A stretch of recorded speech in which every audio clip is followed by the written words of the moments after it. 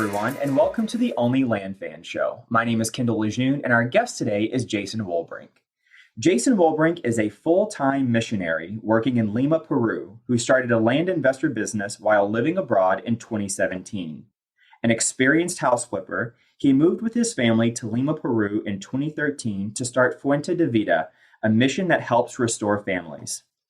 Through this experience, he attempted to manage rentals and house flips from abroad and quickly found he needed a better business model. In 2017, he started investing in land after finding Jack Bosch and Seth Williams online.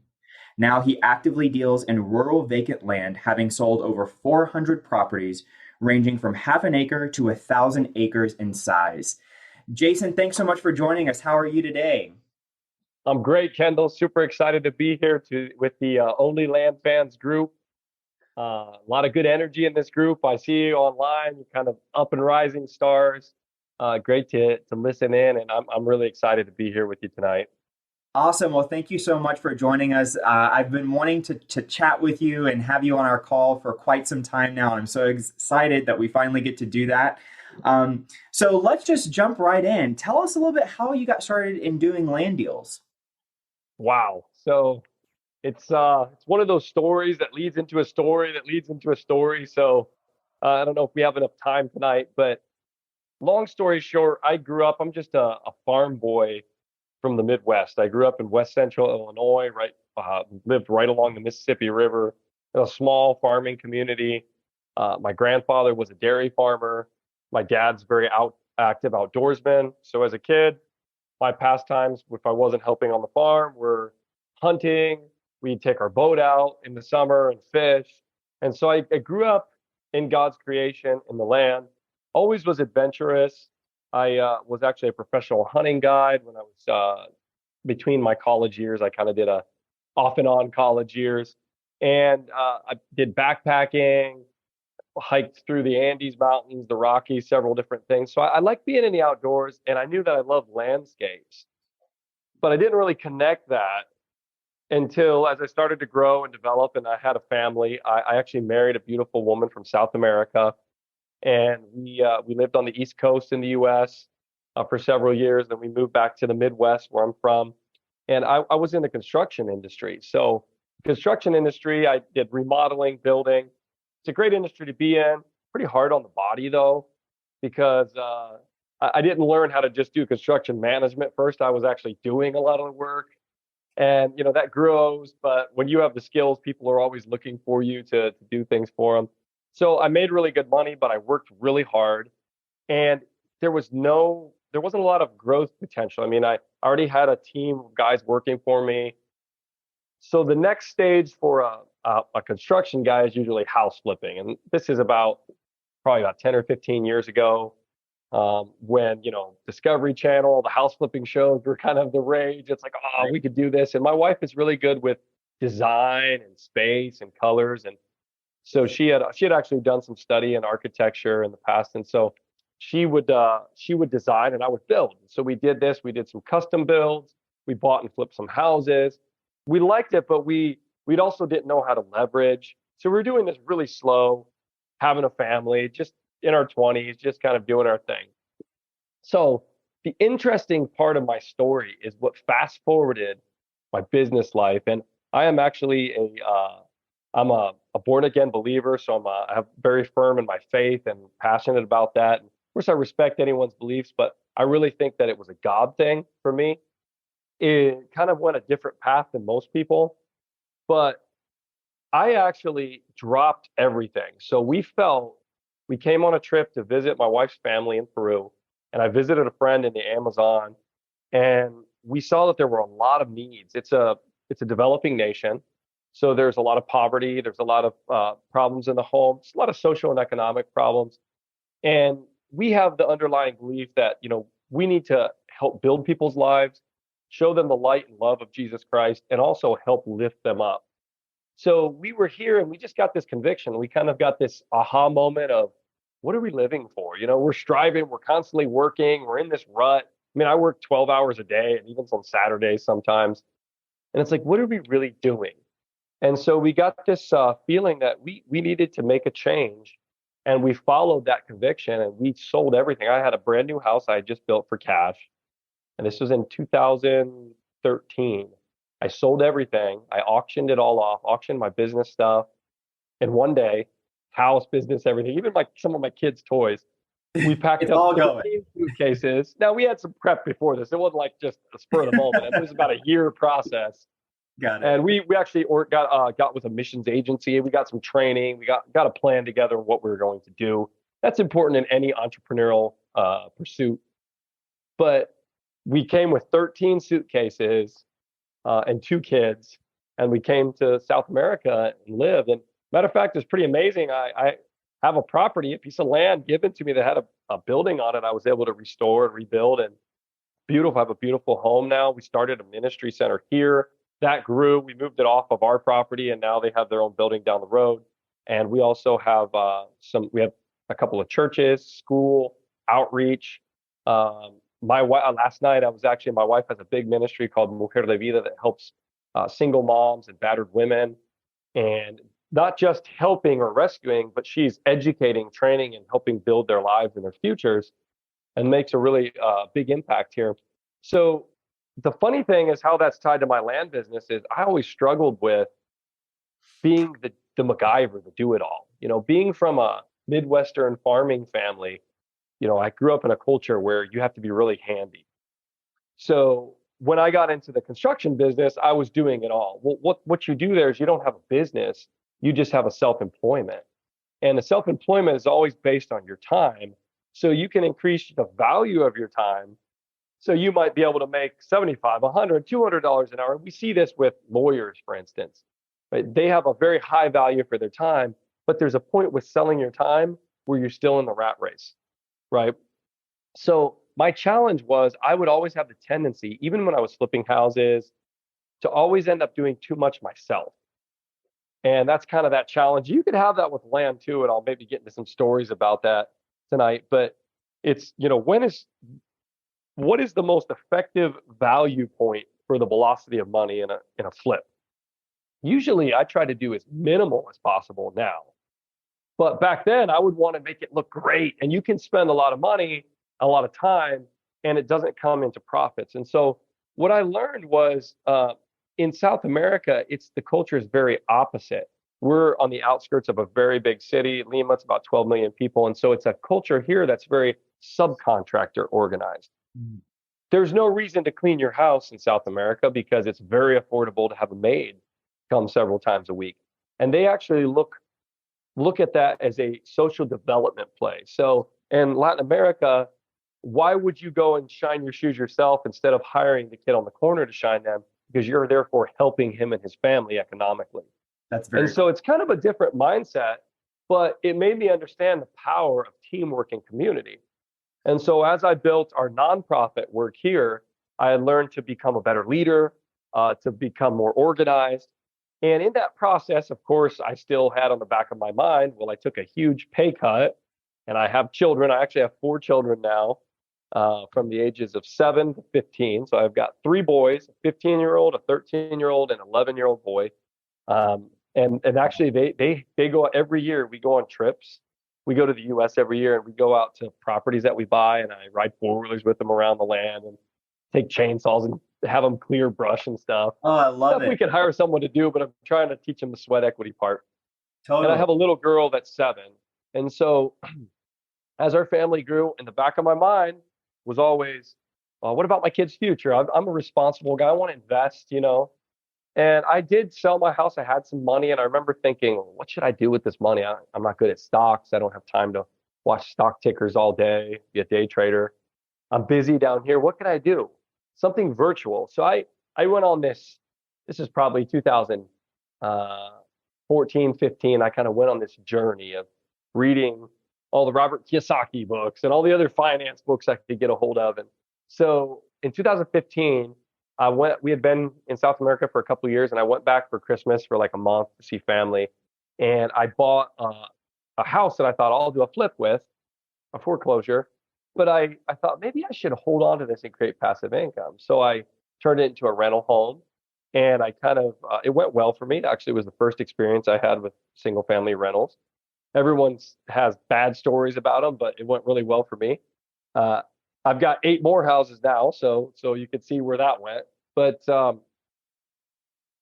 I started to realize when I invest in something, you have to invest in something that you have abilities in and you're good at. So in my mind, a house was safe because worst case, I could always fly back and fix it myself. Right? I Right. understood it. So we started that game and that was fine and things kept moving. But I still thought, I can't do this remotely. And so I tried, I think in 2015, 16, 17, I did a few remote house flips. I bought them on online auctions. Of course, they were in my local area where my dad and some other friends that had worked with me in that business were, and I was able to kind of hire them and try to do that. But it put a lot of stress on the team. There's a lot of moving parts with a house, a lot of things that are hard to really do remotely. I personally would not do it again if I had the choice. So even in the end, I'd make like $20,000 on the house flip. I did maybe 3 of those over those 2 years. I'm like, it's all right. I made some money. I think I ended up buying another rental house.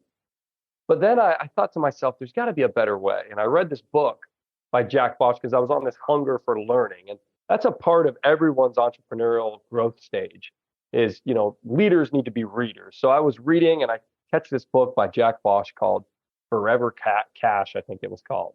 Yep. So Yep. it's a while back, and it caught my attention. He's an immigrant, I think he's from Germany.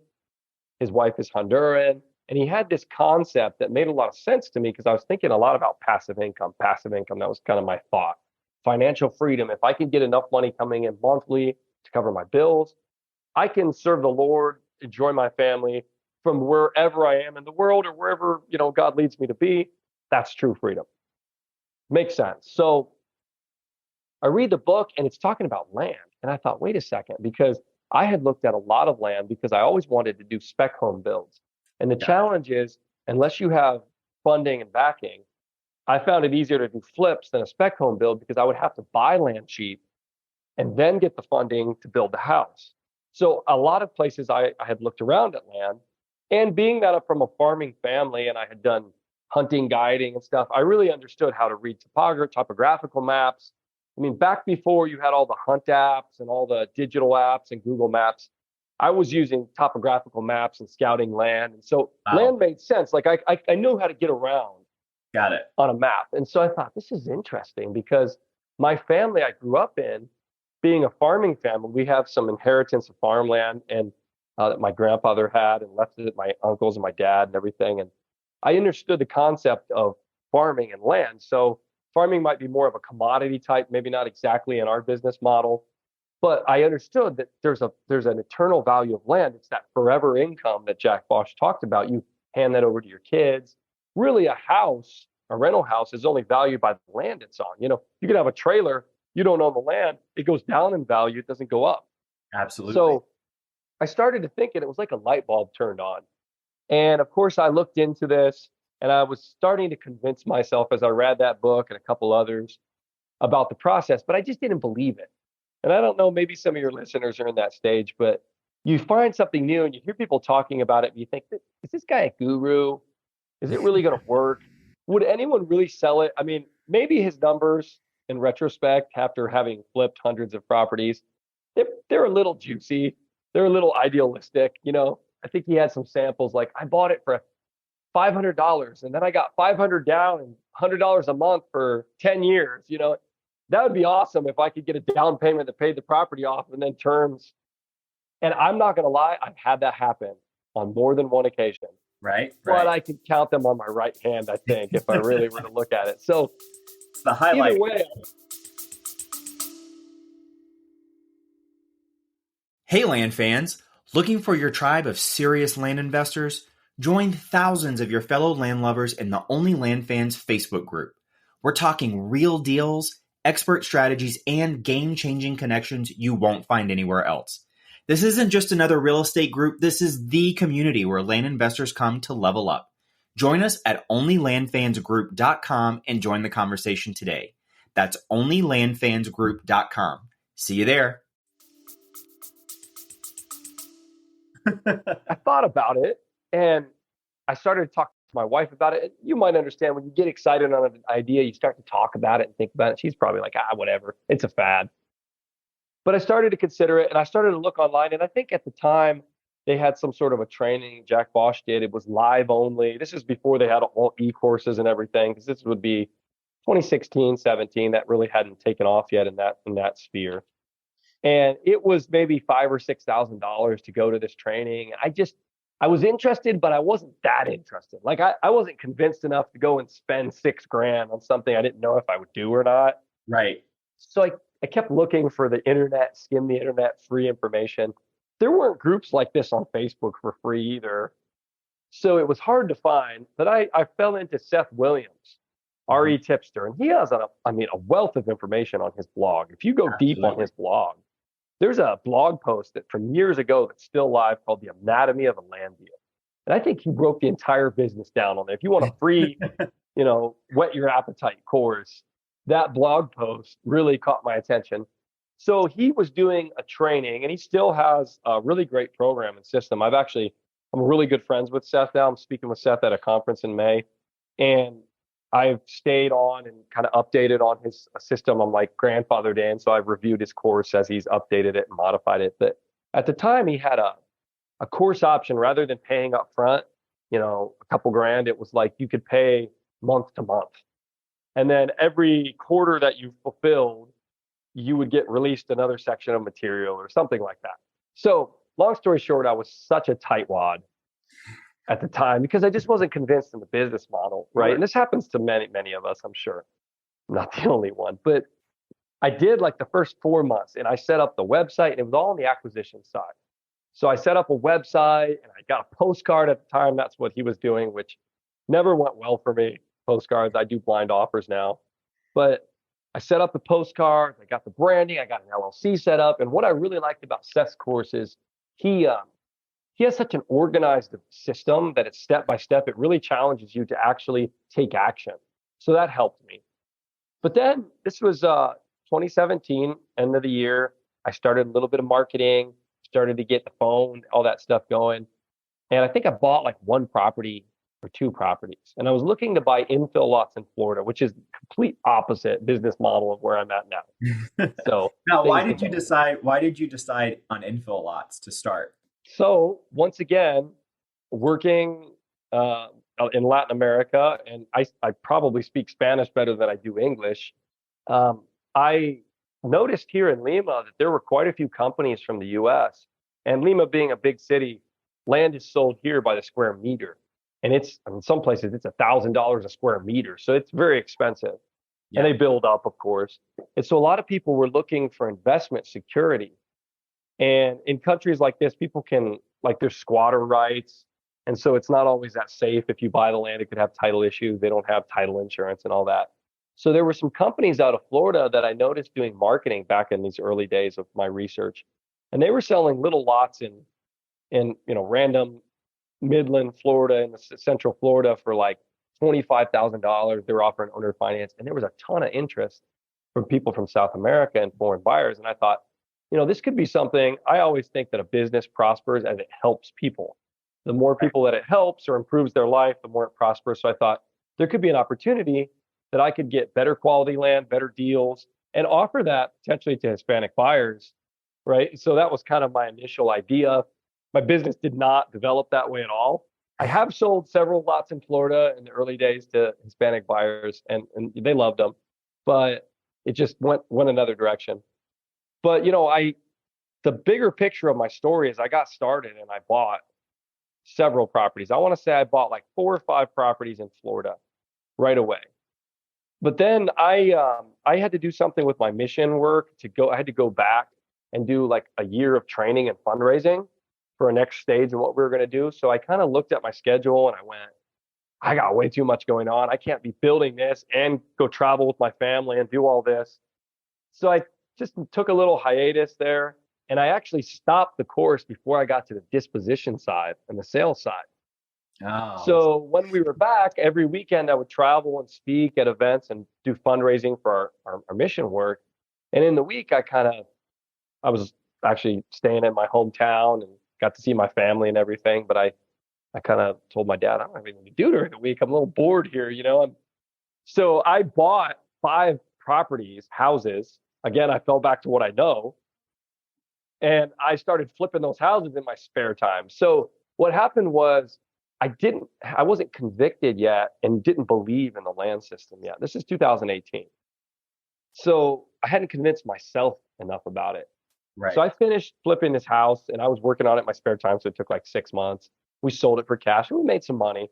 And I remember going to the house and my wife said something to me. She said, you did really good with this. It was a good project because we had the free time.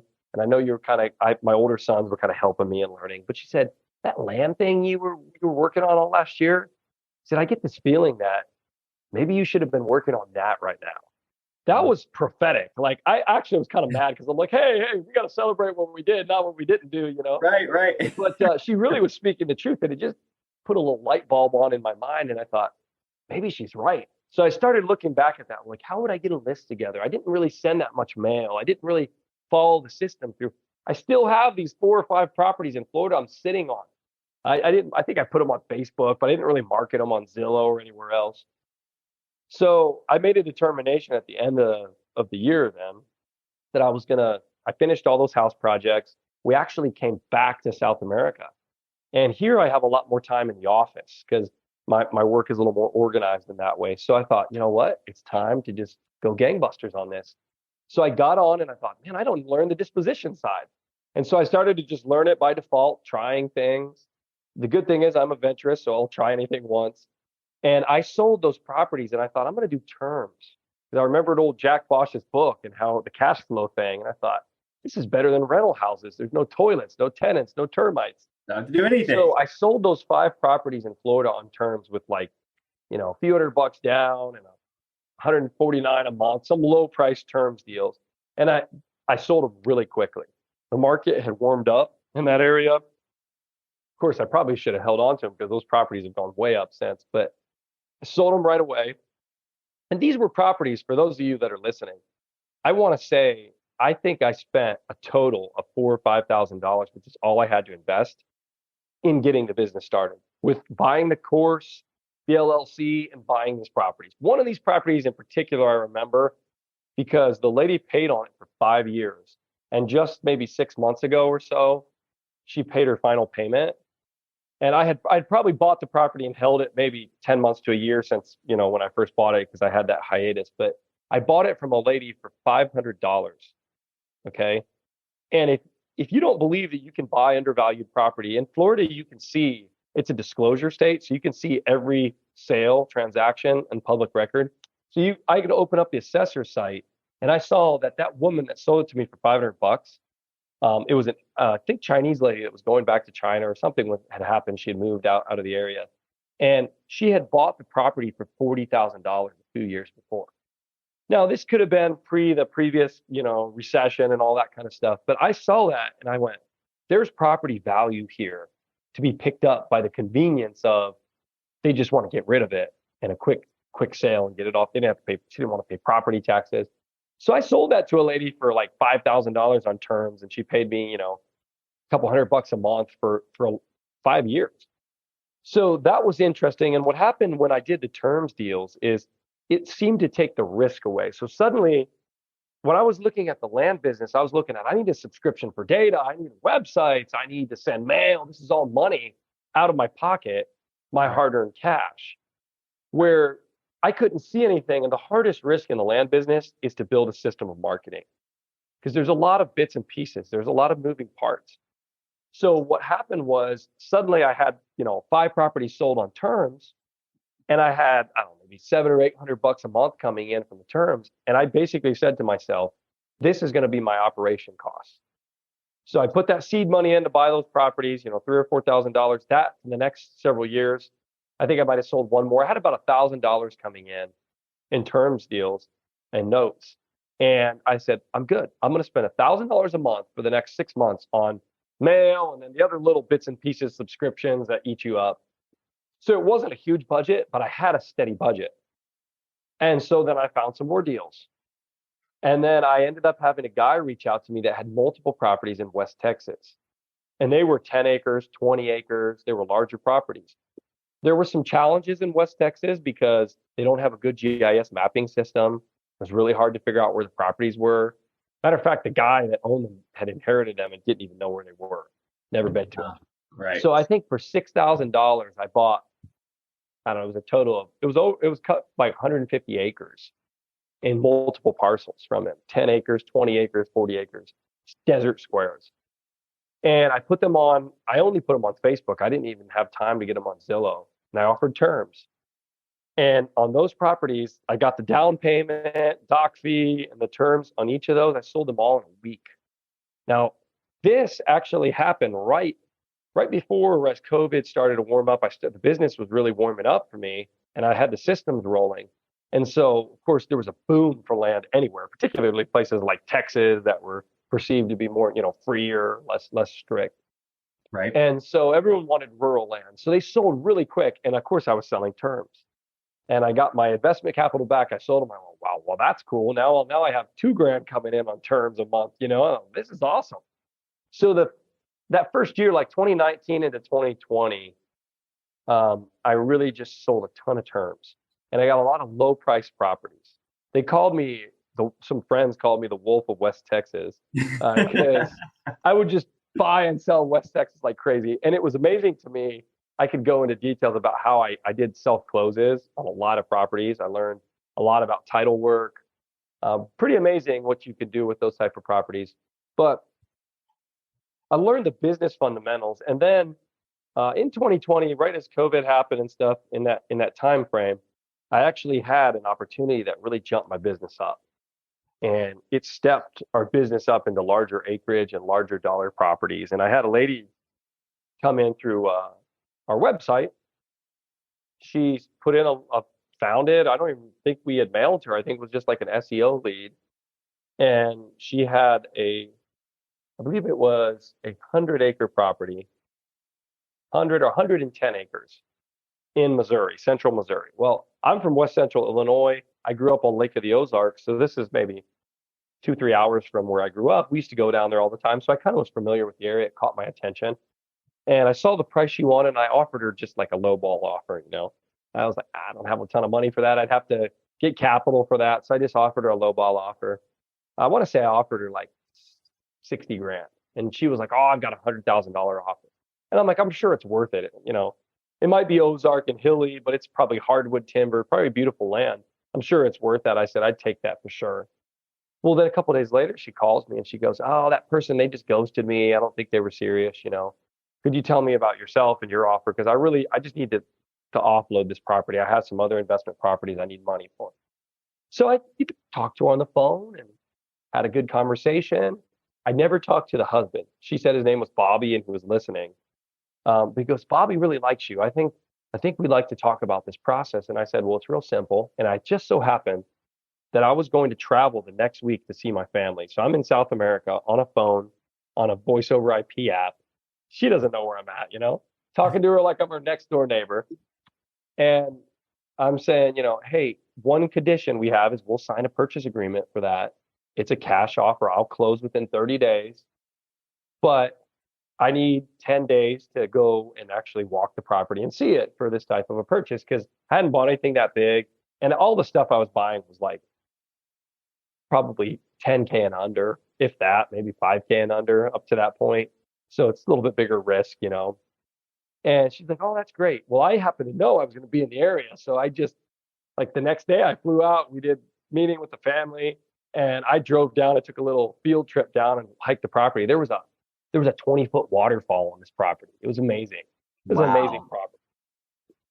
So I buy the property from her, and I noticed that she owns another parcel right next to the property. So this one had like a paved road on the south, and there was a gravel road going up, and the property bordered mostly on the gravel road.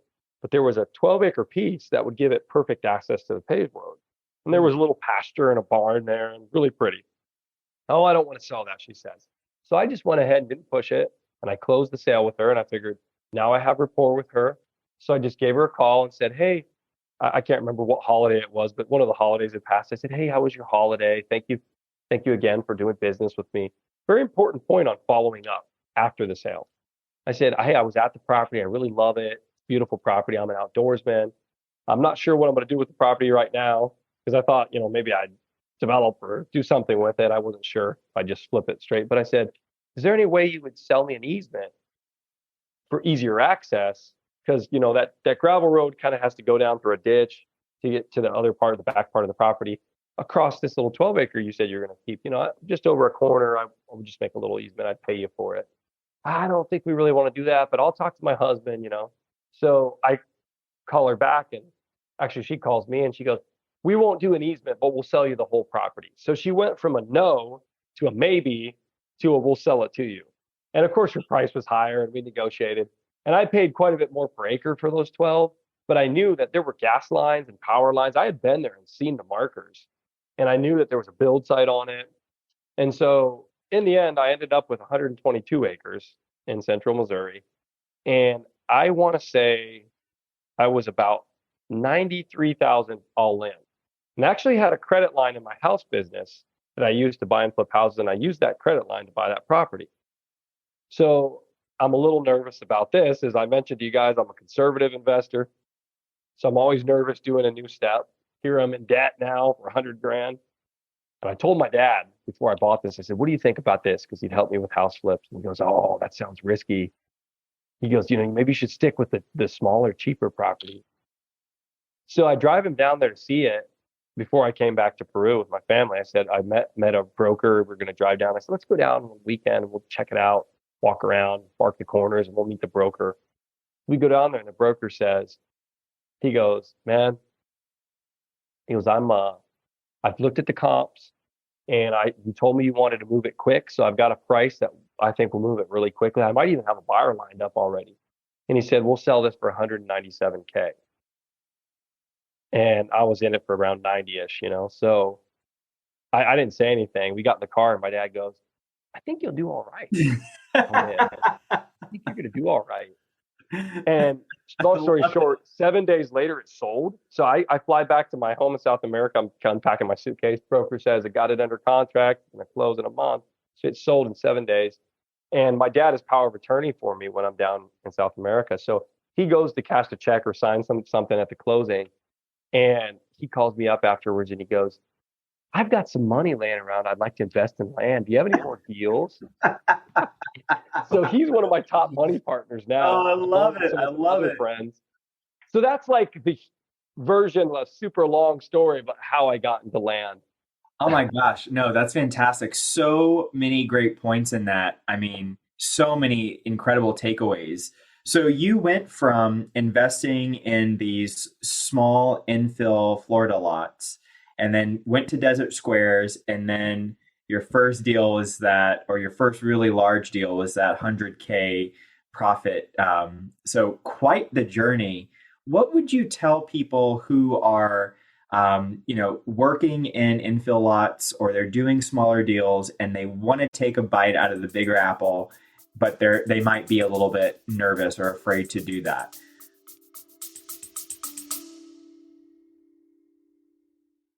Listen up, land fans. This is huge.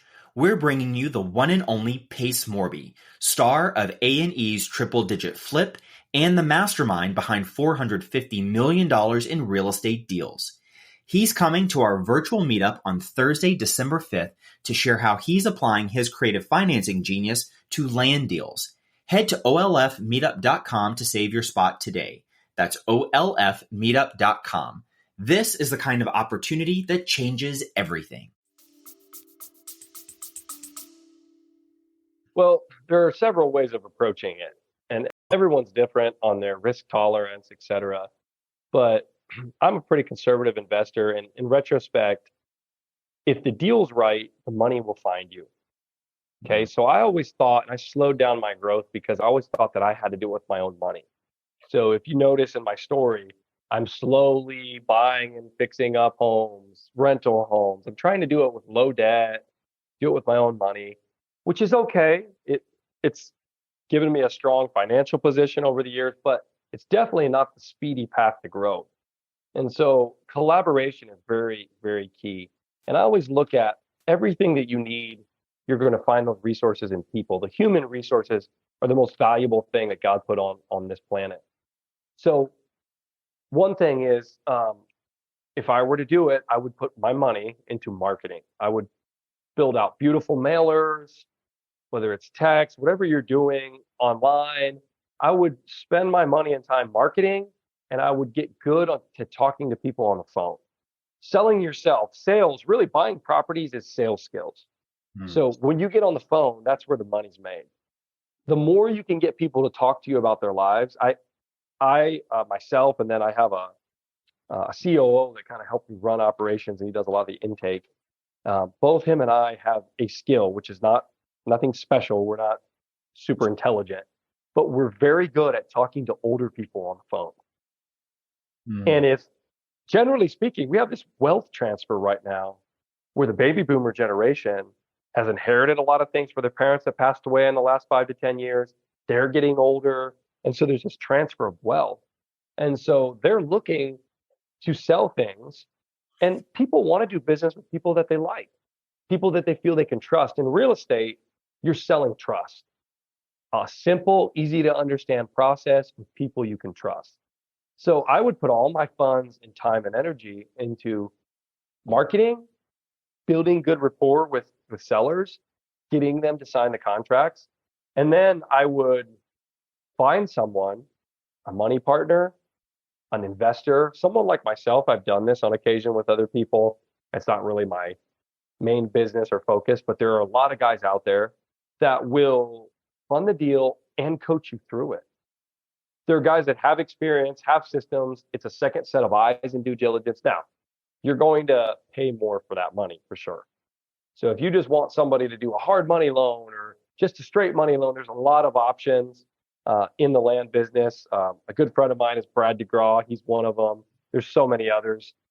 Justin Sleva has his group with Plum. There's a bunch of great guys out there.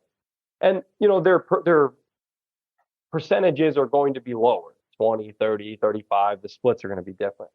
But you're starting, you need the experience. You need to get in the room. You can't get in the room with people that are pros at things if you have no value to add to them.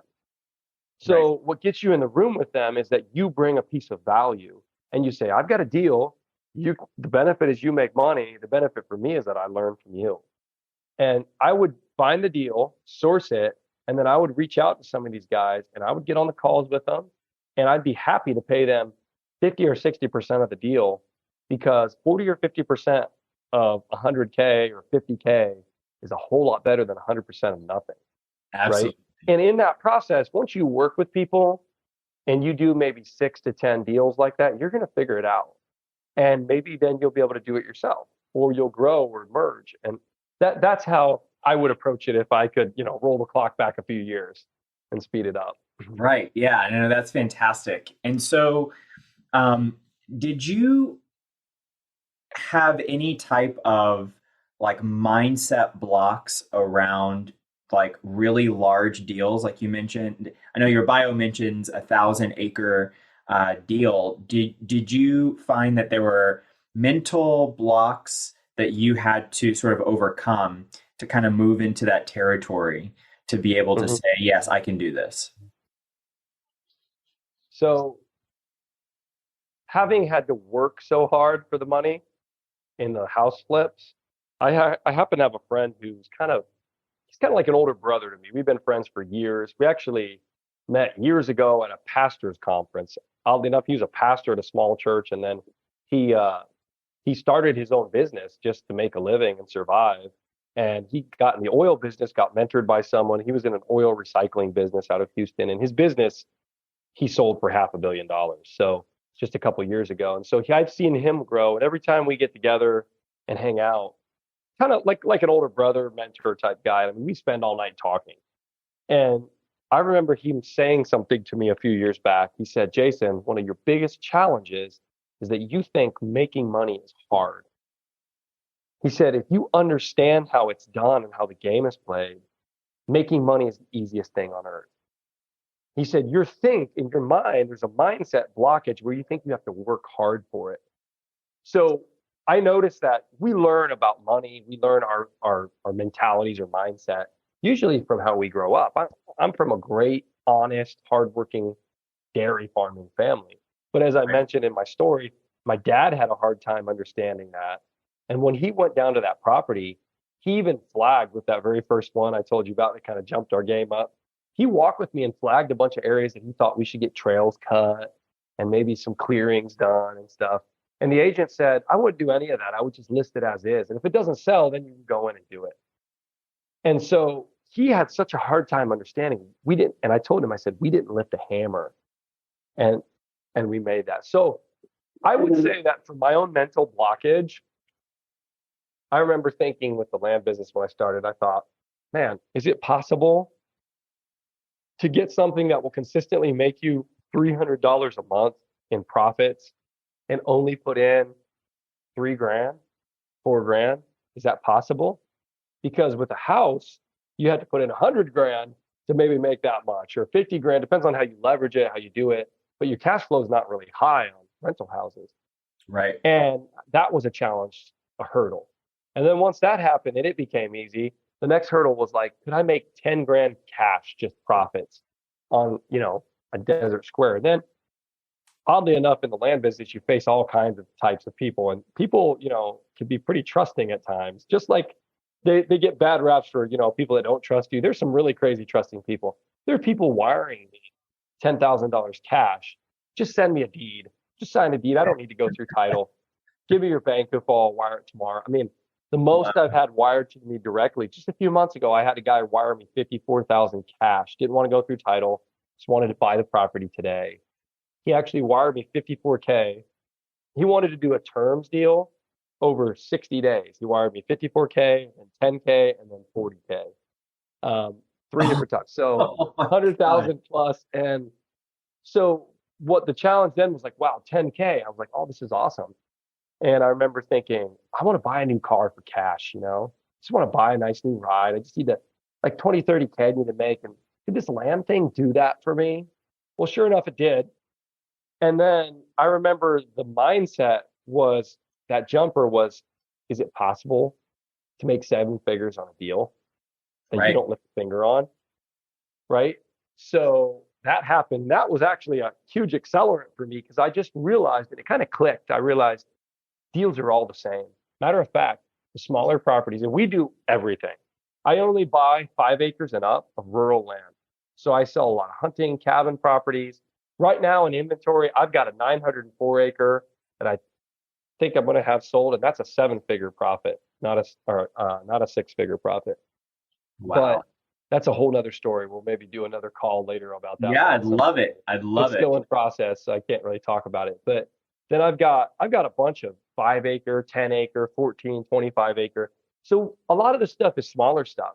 And I think we figured in our business, our average profits last year, because we do little stuff. We have terms deals that the people say, I just want to pay the remaining balance off. I still have some of the old desert squares in there. And it balanced out to about 32,000 in profit per deal. And that's between the big ones, the little ones. So I try not to buy anything that's less than 5 acres. And I'm trying not to buy any more desert squares. So I'm buying stuff that's usually an hour and a half from a major city or some attraction. There's a lake, there's something there. And then 5 and up. And there's categories when we market. So like 5 to 10 acres, we actually do our marketing like 4.6 to 10.3 acres, because it's not always an even 5 acres. There's a lot of 4.9s and stuff like that. Right. And then there's other categories. So we looked at, how they work out. But the mindset, I would say the difficulty in the mindset is always when you do the first one. So that when the first self-close I did, I was sweating bullets trying to fill out a deed. The first owner finance, trying to figure out the process, the contracts, hoping you get it right. You learn other things along the road. The first, cash closing through title. Title's pretty easy, honestly. The first cash closing, that's a self-close.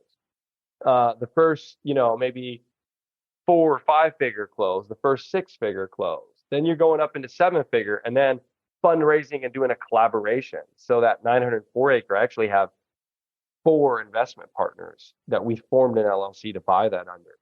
And we did some development work on that. That's another game, but It's part of the process. And really, you don't need to be too intimidated. You can learn anything. Yes. Yes, I love that. And once you have proof of concept, you're running, right? Off to the races. I love that so much. Now, what would you tell someone who's listening to this? They're super inspired, they're super motivated. I mean, there's so many incredible things to pull from your history and your background. What if someone's listening to this and they say, I don't really have a ton of money, I don't have a lot of resources that I can devote to this. I might be working a W-2 job and barely making ends meet. How can those people get into the land game, and how would you advise them based on what you know? Well, the hardest thing to do is start, right? And so oddly enough, my business has grown a lot. And during COVID, of course, I was stuck in the office, so that was a great opportunity to grow it. But then I kind of came to a place in 2021 where I go, well, I'm either going to have to slow down as the stuff opened back up, what I'm doing in the ministry here in South America and focus on the land, or vice versa, how I'm going to do that. And my solution last year, I hired a great guy on that is my COO. It's almost like a junior partner. But the long story short here, to answer your question, is that I technically only work in my land business part time. I mean, my ministry is also just as much of a demand, and I have a team, and I have meetings every week and events, and there's a lot of moving parts. But neither one of them did I see, as I haven't had a 9 to 5 for so long that I don't see it like that. So I work office hours. Some days I work 9 to 5. Some days I work 12 to 6. Some days I work 8 to 12. Some days I work till 10 p.m. if it's tax season or something crazy. But the real challenge is, if when you have a 9 to 5, I think of it as you having a benefit, actually. So it's almost like a guarantee or a cushion to fall back onto. So you have to think that you're working for the man and you're helping him build his passive income machine. Why shouldn't you be building yours as well? And so I think that a 9 to 5 is probably the most powerful thing to start your business with. I think people make a mistake of jumping in too quick. So in my rental houses, land business, and other entrepreneurial pursuits, I find that if you have the ability to put some of your own earned income in the business and build the systems and build momentum and reinvest that capital, basically you don't strain the business in the first year to year and a half by needing to take a salary or needing to take profits, then the business can really grow a lot quicker and then exponentially go from there. And I see that in a lot of people, as they want to jump off, they get one great deal and I'm quitting everything and I'm just focusing on this. Well, you need to be able to take that capital. And so with my land business, I was able to take the capital and reinvest in buying more properties, which really just is leveraging against myself. Right. So it's boom, boom, boom. And that's your multiple. When you're buying properties and you're selling them 300 times, 400 times more, and it's your own capital. And then on the side, you're putting into your marketing. You should be able to buy with your own capital, your own savings, and then don't say no to the deals, deal fund the others.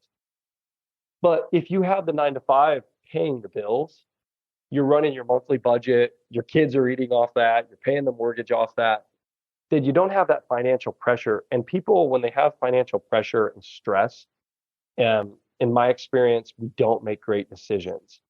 And with entrepreneurial pursuits, you need to activate your creative energy and not move out of fear. So if you're afraid that it's not going to work out, or when you have a pressing need, it's really easy to fall into fear that it won't work out, fear of loss, right? And then you won't take the step boldly and take the chance or the risk. Right. So that's kind of, I think that the first thing is just to start, and a 9 to 5 could actually be a benefit in the first year or so of the business. That's incredible. Yeah. Incredible advice. Where do you see the market going right now? And do you see any need to pivot what you're doing in your business to make sure that you're going to thrive in the upcoming market change? Good question. Good question. Market change pivots. Okay. Local versus national. So one pivot I saw, we were selling anything. I mean, any piece of poop desert property on a mountainside, landlocked. bought a lot of properties that are landlocked. I've sold every landlocked property I've ever bought. That's a whole nother video and story. I wouldn't Wow. recommend that as a business principle to people because I have some insider knowledge on how to move those and how to fix those and force access. But I was buying a lot of properties, just anything I could get my hands on, 2021, even in the first half of 2022. Anything you post up, it was gone. We were in a boom, right? So real estate goes through cycles. Land does too. I remember my grandfather talking to me about in the late 80s. Like there was this huge boom in the early 80s for farmland. And then everything crashed. In the late 80s, there was kind of a depression, interest rates hikes, and things happened. Farmers went under. My grandpa bought a lot of farmland for pennies on the dollar in the early 90s, which, became a great family inheritance sense. So that happens in land too. It's just maybe we didn't realize that because we weren't land investors. You don't hear it. They don't talk about that on the national news. It's a great market for land. There's a huge need for housing. The baby boomer generation are leaving the workforce. The Gen Xers are there as well. But the millennials, they're starting to get at that stage of life where they're having children, getting married, they're looking for housing. Now, I look at it just like anything. In 2021, in this boom, 2020, 21, half of 22, it was a national market. So if you could get it on Lands of America, land.com, Land and Farm, Zillow, any of these sites, people were writing and buying properties sight unseen. That's how we sold a lot of the desert squares. It's just, I call it selling them a dream. They have a dream. It's like a land savings account out there somewhere. I have a little equity somewhere. I could go out there and camp or get off grid if the crap hits the fan, so to speak. Or a lot of people were also migrating. There still are a lot of people moving and migrating, but a lot of that has already kind of happened. And that post-war boom effect after COVID of people like, let's get out and buy something and do something, that's starting to taper back down to normality. I don't see a recession hitting the land market. There were some scares of it last year. It hit me as well as everybody. We had a slowdown, but I had a pretty significant pickup in sales near the end of the year, as well did a lot of people in my circle. And this year, sales are going very well. Great. Things are moving very quickly. Certain properties, local though, I've sold more properties in the last 6 months by putting for sale signs just in front of the property, like having someone scout it and dropping signs in front of the property. We even made a protocol where we designed our own signs with like Vistaprint, where we can, on demand send them to our droners or people who scout it. And we have an arrow sign, like where you turn off maybe a highway to a gravel road that goes to the property. And then we have 2 or 3 that go in front of the property because one might fall down in the wind, right? Those type of signs, simple, phone number, land for sale, 10 acres, 5 acres, whatever. Often we'll just have a basic one and they fill it in with a marker. But those have sold a lot of properties. I even sold a 6-figure profit property, rural Texas, last fall because of a yard sign. And we had it on the market for 10 months. A couple sales fell through, is why it was on there for so long. And the neighbor wanted it the whole time. He just didn't know it was for sale and he wasn't online.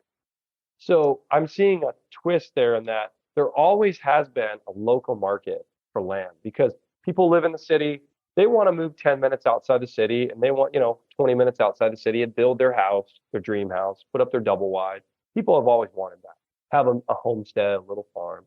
So that's one pivot. And then the second pivot that I see is maybe in the types of properties.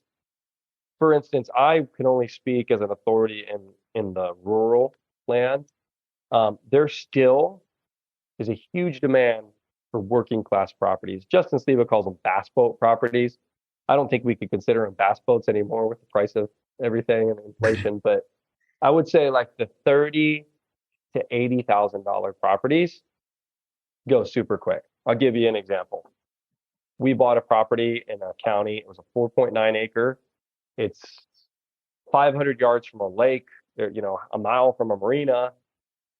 Got a little bit of pasture land, some woods, has a paved road frontage, little triangle, beautiful property. Matter of fact, one of my guys that works with me lives really close to the property, so he actually drove out and did drone photos before we got it closed, just ourselves. And so I was looking at the drone photos, and we have some equipment that we use on larger properties. Like I have a couple UTVs and ATVs, and so he's working on a larger farm property for us, and our UTV broke down, like a side by side type deal. So he takes it to a mechanic, and the guy's like, "Yeah, this is gonna be $1,500 if I do it right. I got to replace all these parts." I'm like, "Okay." He's like, "Well, what do you guys use it for?" "Oh, we buy land, etc." "Oh, I've been looking to buy land." So we had a four-wheeler too, and he looks at, "Oh, I can replace this." So it was going to be a couple $1,000s in repairs. He gets talking to the guy. He goes, "Yeah, I'm looking for a place to build a cabin up by Eagle Lake." And he's like, "Well, we have a property there. I was just there. You want to see the photos? We haven't even listed it yet. We just closed on it." And the guy's like, "Man, if you would take that price off the list price, if you take, I would do the work on these for free, and then I'll buy it from you if you just discount." Well, we already had a little markup in the list price anyway. So Right. I was like, "Awesome deal, go do it." And so, I mean, it's like a $35,000 property. This guy, he's a mechanic. He's making good money. Business is booming. There's always business for mechanics and plumbers and all the working class trades. And he wants a place that he can leave his boat out there, put up a cabin, something that he can go away on the weekends to. It's an hour away from his house. So that type of property is still in high demand, but it's an affordable price range. It's the kind of price range that I could potentially do an owner finance, maybe with a larger down payment, or they could easily get funded, or they could easily pay cash for it. And there are a lot of people in the economy right now that can easily pay 50K cash for a property, 40K cash for a property. We sell them all the time. I see a lot of those type of properties moving right now. Larger parcels are still moving, but we might look to subdivide them or make some slight improvements and that type of play. Another one that I did quite a few of last year was hunting properties. And I mentioned that I used to be a hunting guide, so I understand that a little bit. And the problem with a lot of properties is that the forests, because we don't have old growth timber, there's too much sunlight that gets to the forest floor, and there's a lot of invasive species like multiflora rose and juniper and different things, particularly in the Midwestern states, that can grow up and really make the forest hard to walk through and hard to hunt and see game in or really get around in. So what we did with many properties is I had a local guy that would just go out there with a brush hog, or he's got one of those skid loaders with like a mulching bit on the front. And sometimes the property will have an old driveway going into an old clearing, but no one's been out there for 20 years. So it's all overgrown with trees that are that big around. So he'll go in there and that machine will just clear all that out. He'll spend 8 hours out there and charge you maybe $1,000, $2,000. And he'll leave a clearing and a driveway, and then he'll go through the woods and make trails for a four-wheeler or a hiker to walk through. And what that does is that makes the property very showable. It's easy to take someone out there. If I have an agent, he takes a side-by-side and he'll drive them down through and see the timber and see the creeks and the springs. He'll also do what we call food plot prep. So he'll make clearings out in the woods where they could plant clover for the wildlife, have food plots. And that little investment right there, it's not really development, but it's more like brush clearing. It definitely helps the properties move a lot quicker by comparison to the ones that are just totally overgrown. And so that's one thing that I would definitely do. I had one done today. The guy's out doing a clearing. It's up on a hill by a lake. So by clearing a little area with his excavator, there's a 365-day a year lake view, which ups my property value $500 an acre for that parcel, Wow. Over all the acreage. So those are things that we look at more of what's the end user. Kendall, I've considered even like potentially putting in those prefab cabins, because I get so many people that want a cabin. They just want something turnkey. So Right. I thought maybe we should buy some property and get a good provider of those, like, with the solar panels, like a tiny home type cabin. Yeah, the tiny home out stuff. there. I thought about that. And I'm sure we'll probably find one and do it, but it might not be as efficient because of the time factor of trying to coordinate that. But those type of things are happening. I think that price range is very solid. And there are quite a few people, particularly in the working class and in the trades, that still want recreational property or building sites too for your building lots in those price ranges where they could actually buy it. And if you're doing lots, infill lots, if they can buy the lot with cash it looks a lot better for them when they go to the bank to get the building loan. Usually the bank wants a lot paid off. So that is another approach. If you can put it at a price point people can afford, or give them terms. So, I mean, I don't sell the stuff with $140 down and $140 a month now. I'll try to get $5,000, $10,000, $15,000 down. And then I'll try to get a bigger payment, monthly payment, little more commitment on the note. But you can do quite a few deals with that if you're willing to work with people. That is really, really good. Just keeping that end buyer in mind, and I think that when you think about the fact that you're creating a product and you're putting a product in the market, thinking about that end buyer is only going to serve you, right? Versus trying to think about, well, I have to structure a deal. Just what is the end product that you're creating? So can you talk a little bit about what your, what is your acquisition process like? I'm really interested. I know that you have this full-time job as a missionary, and you mentioned that, sometimes you're only working part-time hours for your land business. So what does your acquisition process look like in terms of marketing, that type of thing? What is your favorite type of marketing that you're doing, texting, mail, all of that good stuff? So what does my acquisition process look like in terms of, you cut out there, in terms of what, my time or my involvement, or? Yeah, what is in terms of marketing channels, what type of marketing channels are you using, and how long does that take you to get your acquisition process going in terms of what you are actually running in your business? I think marketing is everything in this business. You've got to market or you won't make any money. So I worked a lot on that, and I actually have a guy that's kind of like my junior partner that helps me run things. And he was a marketing consultant for hospitals, doctors' offices for years. So he was really brought quite a bit into that and helped us build that up over the last year or so. A few different elements, without giving all my secret sauce away. Number one is we made a bunch of videos on YouTube. And you can look them up. There's nothing fancy. It's just look up the Banna Land Company on YouTube and you'll see my face pop up. They're not videos that really need to get a lot of views. They're not going to have thousands of views. What the videos are for is to build rapport and validate who we are. So he purposely had me do videos that I just recorded on a cell phone in my desk, just talking to a camera about my story, that I'm just a normal, everyday guy. I'm a farm boy. I'm an outdoorsman. I'm a family man. Just how our process works, why I like land. Are we the kind of guys that want to come in and clear cut and develop the land and bring in a shopping mall? No, we're not that type of guys. We love the outdoors. We love land. We're buying and selling land for recreational purposes, to leave a legacy, that type of stuff. So we have YouTube, and then we actually mention that on our marketing. We say, hey, check out Jason on YouTube. And I talk about who we are, how our sales process works, what are the steps. And so people told us as of last year, and we created that, we did figure out how to get those in the search algorithm on YouTube, which is a little tricky. So we invested in some courses that taught us how to do that, to where when you search for like sell my land Texas, I think there's a video I have up with that one that comes up, like, so they get in the first page of results. Or even if you don't do that, even if they type in your company name, sometimes it doesn't show up, So that was key. And then we mentioned it in our emails and our mailings, text message. We asked, hey, here's a video we made about this process, or check out Jason on YouTube. And people will say, yeah, I watched the videos on YouTube, And so we have a little 2-part process where Micah, he always calls the leads first and gathers information, and he'll do a lot of the negotiation. Unless it's a higher dollar property, he's gotten quite a bit better at it as I've trained him. And so I try to stay out of his lane now, but we'll do a handoff. If the person needs more nurturing, need to build more rapport, he'll hand them off. Hey, well, I'm going to hand you off to Jason. And when I get on the phone, oftentimes people go, oh, you're Jason. Oh, I've been watching your videos. Nice. And so one lady sold us a very high dollar deal, $1 million deal.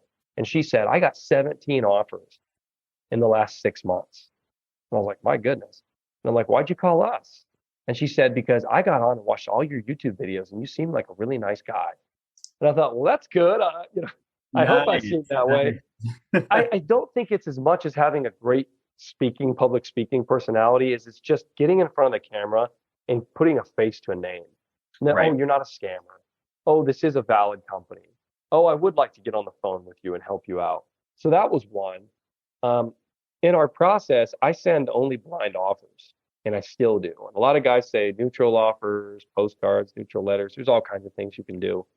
But I send blind offers, and if people won't respond to my blind offer, my theory is they don't want to sell their land anymore.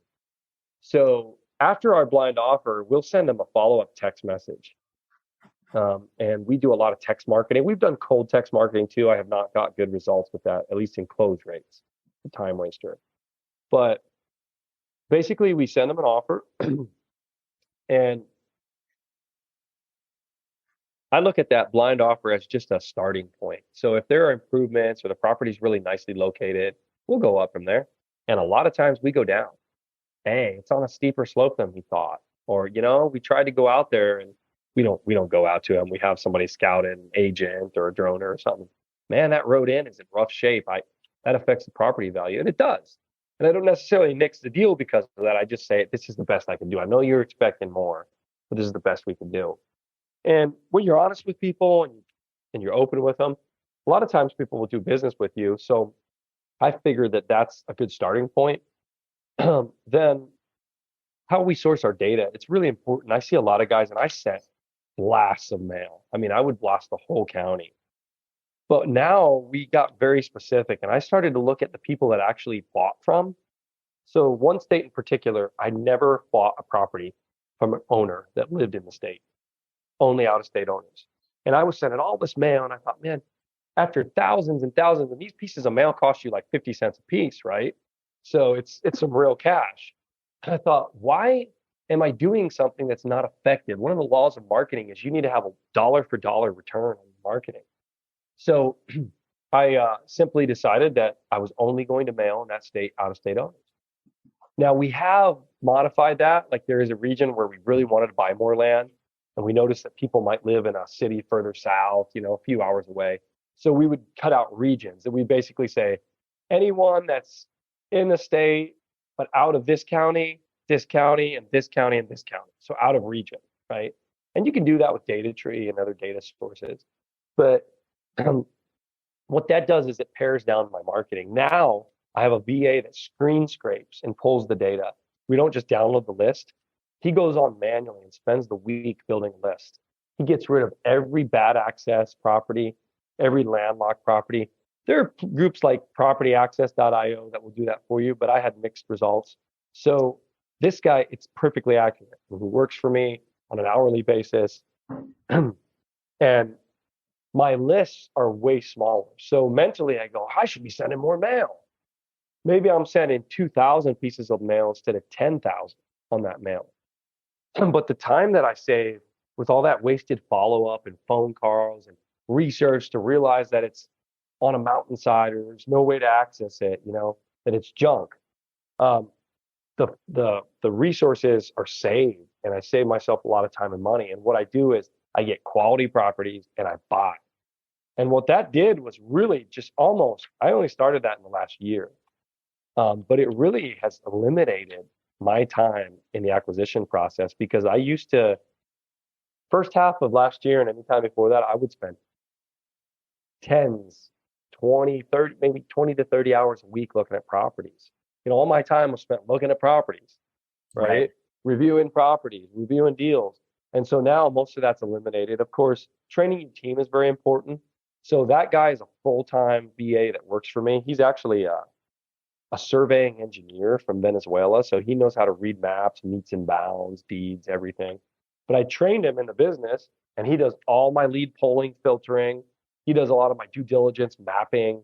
He can even build us LiDAR maps, which are like these heat maps of the topography. But I trained him. And then I trained my acquisitions guys, and they know how to notice if it's a good property or not. And when I talk to them 2 to 3 times a week, we do deal reviews just on a Zoom call. And at this point, we have steps they go through, but you get the feel for properties. One of the killer things I'm doing with acquisitions right now, one particular area in one state, I call it superstar agent. So he's with the Midwest Land Group, and all they do is sell land. And these guys, he just sells farms and acreages, and he's out every day in a 3-county area. So I happen to really do a lot of marketing there. And he sold a few properties for me recently, and he wants our business. So I'll just shoot it to the APN to him, and he'll pull it up on Hunt Map, and he'll be like, "Oh, that area is really good. I sold a property a mile down the road for X amount per acre. But watch out for this area. There's a lot of meth trailers out there. It's pretty rough." Or he'll tell me. And then if it's a property that's potential to list over a certain acreage, like 10 acres and up, he'll actually go drive out when he's on his routes, and he'll take a couple pics on his phone, and he'll say, "Man, it was pretty remote. Here's the take on it. Here's my real thoughts on what we could price it for." And that's just a risk reducer because the guy knows the market. Absolutely. Talk about invaluable information. Boots on the ground. I'm sure that helps tremendously. I also imagine that you're sending a lot less mail because your data is a lot more, it's a richer data because you're scrubbing it and doing so much at the front end. How many mail pieces are you finding since you started doing this process? How many mail pieces are you finding per deal is your average? I'd hate to say it because it's embarrassingly efficient. Like I noticed this over a year ago when I was sending 5 to 6K to get a deal, because we're doing larger acreage, larger value properties. It's harder.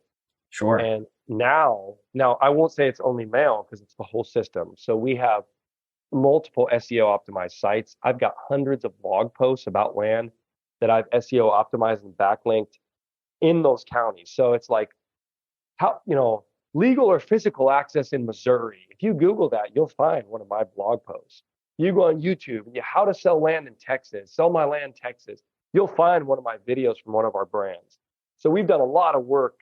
And then we also follow up with the text message, which is a huge improvement. And then we have drip feed text messages. So it's a whole system. It's not just mail. Sure. But I'm usually getting at least 2 deals per 1,000 pieces.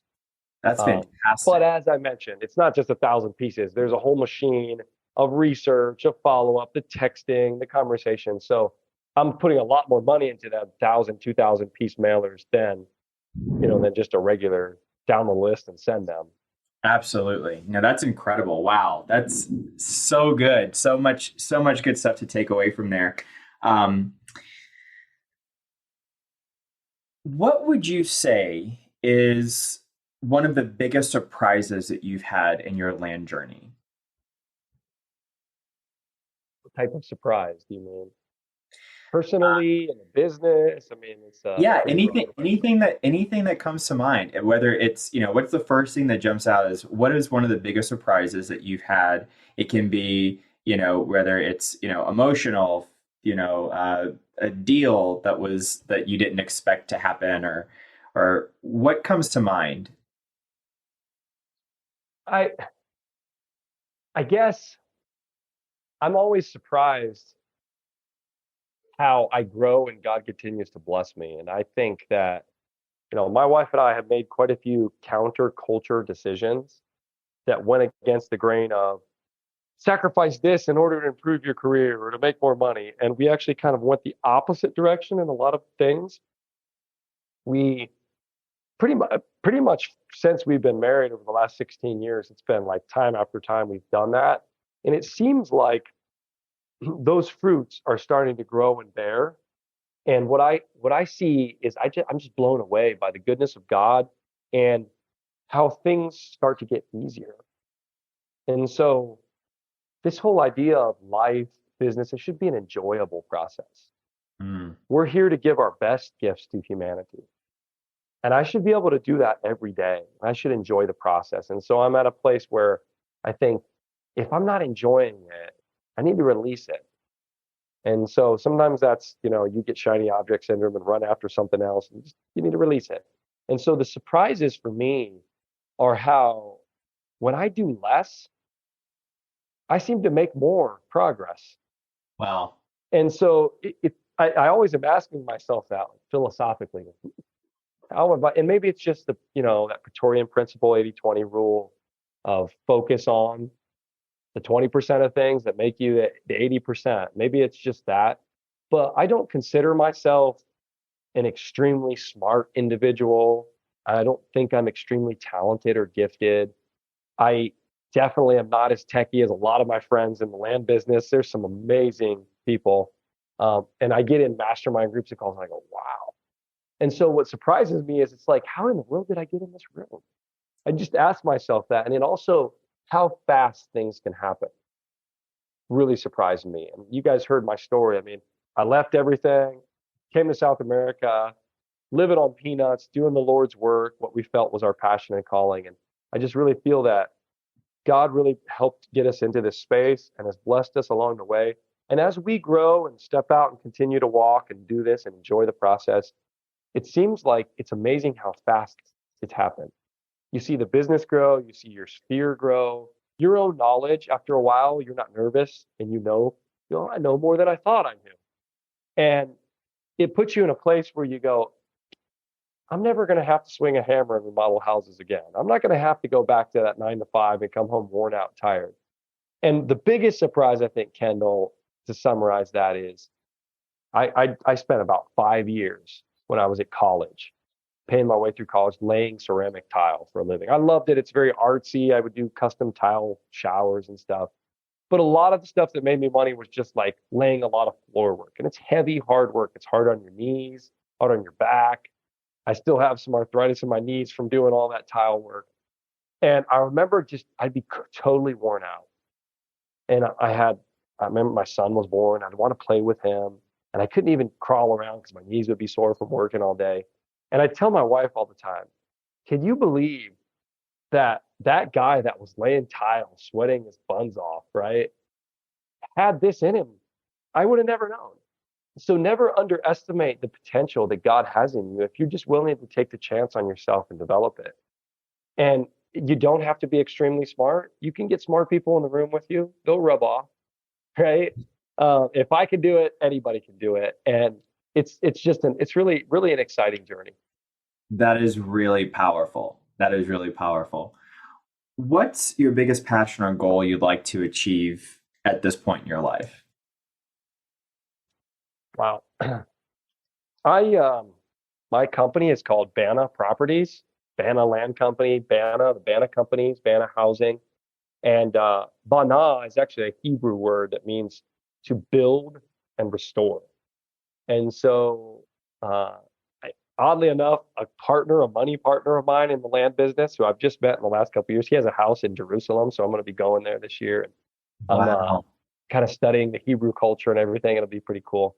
But we got that word because we really felt that that's what we're called to do. We always seem to be starting something, starting up ministry, starting up business, starting things. Sometimes we've gone in and restored houses. My wife does a lot of restoration of furniture. Really, that's what we're doing in the mission side with people's lives, is helping to restore and build people. We're doing that with our family too, trying to build our values into our children. And so I think my biggest passion is simply just to fulfill that word in my life, which I feel is my life's purpose, is just whatever God directs me to, wherever it takes me, just to make sure that I'm giving my best gift, that I'm building and restoring hope, faith, love. And particularly right now, my focus is my children. I have 4 children, so it's enjoying life with them. The years go really quickly, teaching them, passing that on to them, and really just discipling them so that they can grow and prosper and be blessed and walk in that blessing in their lives and future families. That is absolutely beautiful. I love so much about how prevalent your why is in almost everything. It seems like what you're doing, even through your story, when you first started talking about what your why is, it's just evident to see that has been sort of the driving force behind so many of these incredible experiences. So that's very inspiring to see. I just want to thank you so much for giving to us today. How can we give back to you? Like, what resources or connections are you looking for currently? Man, I'm one of the odd guys that gets on podcasts. I don't have any programs. I don't have anything to sell you. I do have a little Facebook group that I run with Alicia Jarrett. I started years ago, and then she kind of came on board. And there's a free monthly mastermind call over there. I'm not as involved in it as I used to, but you're welcome to jump over there. The Land Investing Motivation Mastermind. Alicia's still running monthly calls there, and I do some interviews and I answer questions in the group. If you're on that group, some of the other groups I try to get to, but reach out to me. You can find me on Facebook Messenger. It's a pretty good way. Just chat with me, say hi. If you want to collaborate on a deal, I'm working a lot in Missouri, Arkansas, and Texas right now. So, you want to collaborate. I'm not going to guarantee I can always do it because I'm busy with my own business, but sometimes I might partner up with you on a deal. I have funded deals in the past. Even just to chat with you. I have done a little bit of high level coaching, very, very time limited. So I've done a few, like the backside of the in and outs of doing a 6 or 7 figure deal. And there is a potential that I might do that in the future, but it's just time wise, I'm limited. And so, but reach out to me and say hi and hop in that group if you want to join and add some love over there. And I see some guys that see my buddy Jasir on here commenting. What's up, Jasir?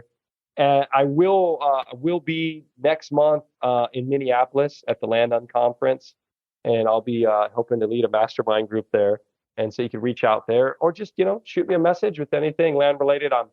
I always try to reach out and follow up with everyone the best I can.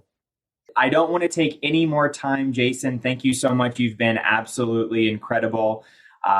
Again, thank you everyone for joining us. Please join us next week, Thursday, 6 p.m. Central Standard Time, same exact time and place. And hope everyone has a great week. We'll catch you in the next one. Take care, everyone. Thank you so much.